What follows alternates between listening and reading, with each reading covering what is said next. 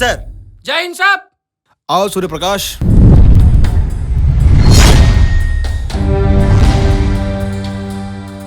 सूर्य प्रकाश, क्या आपको पता है हमारे जिले के 4 पुलिस थाने में एक मुजरिम ने नाक में दम कर रखा है। उसके खिलाफ बहुत सारे अपराध दर्ज हैं।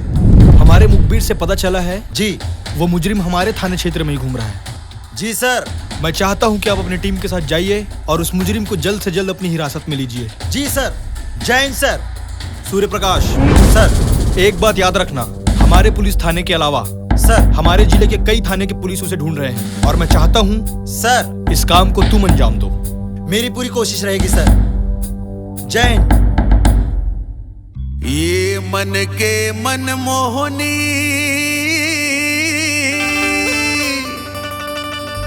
मोर दिल के तजोगनी वो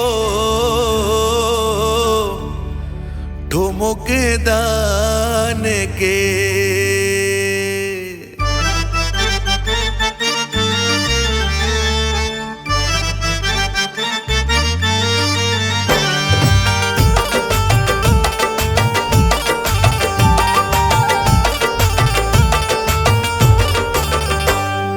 मन के मन मोहनी मोर दिल के ते जोगनी वो ठुमुक दान के। ये मन के मन मोहनी मोर दिल के ते जोगनी वो ठुमुक दान के। हाय रे ठुमुक दान के तुर काया पलट के वो मयाला डार के, मयाला डार के तुर काया पलट के वो मयाला डार के, मयाला डार के। बढ़ते गोठिया धस तोर मन के भरम है गाठो मुख दान के। बढ़ते गोठिया धस तोर मन के भरम है गाठो मुख दान के। हाय रे ठुमुक दान के पहिरे हचुरे खिनवा गा तोर चुनाव के, तोर चुनाव के। तोर काया पलट के वो मयाला डार के, मयाला डार के।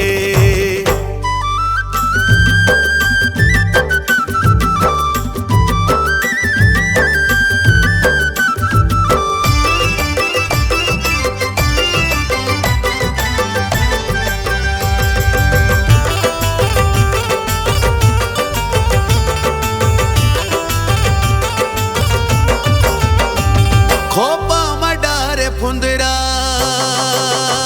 जियावो जियावो जियावो।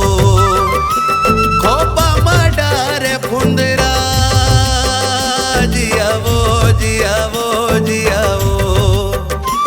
खोपा मडारे फुंदरा मुड़े बाबो है गगरा वो आखी माया ज गजरा वो ठुमुक दान के।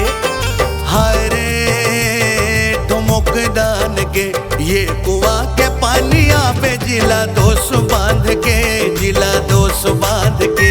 तोर काया पलट के वो मयाला डार के, मयाला डार के।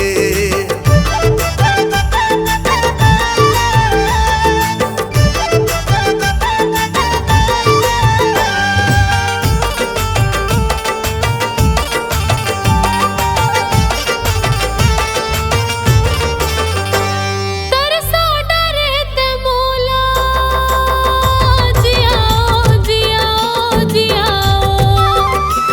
तरसा डरे ते मोला जियाओ जियाओ जियाओ। तरसा डरे ते मोला छुटत है मोर चोला देखे बर तोला गाठो मुख दान के। हाय रे ठुमुक दान के आभा मार के बला बेगा सिटिला पार के, सिटिला पार के।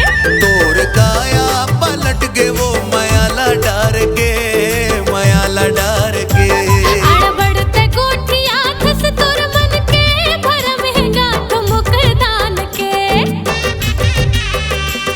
ये मन के मन मोहनी मोर दिल के तजोगनी वो ठुमुक दान के। हाय रे ठुमुक दान के तोर काया पलट के वो मयाला डार के, मयाला डार के।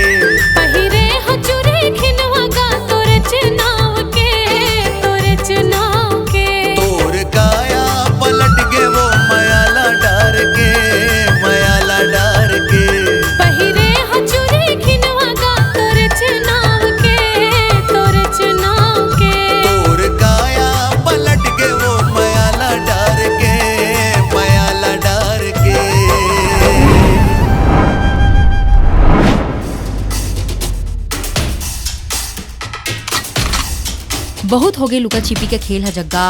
आखिर आ ही गेस ना चंगुल माँ। सर कौन है कौन है? अरे वही तो मैं सोचा था ना यार। मैडम। राम सिंह जी मैडम। ले चलो एला। चल साले ते कहाँ जावे रे?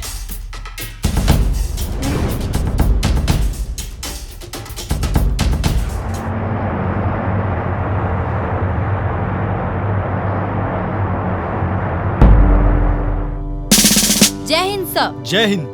वेल डन सोनल। मैं जानता था कि ये काम सिर्फ तुम ही कर सकती थी और तुमने सच में कर दिखाया। सोनल, तुमने इस मुजरिम को अपनी हिरासत में लेकर पुलिस विभाग के साथ साथ सभी लोगों को बड़ी राहत पहुंचाई है। तुम्हारे इस काम के लिए हमारे सारे पुलिस विभाग की तरफ से तुम्हें और तुम्हारी टीम को बहुत बहुत बधाई और शुभकामनाएं देता हूँ। थैंक यू सो मच सर। खोपा मडारे फुंदरा जिया वो सूर्य प्रकाश। जिया वो। सर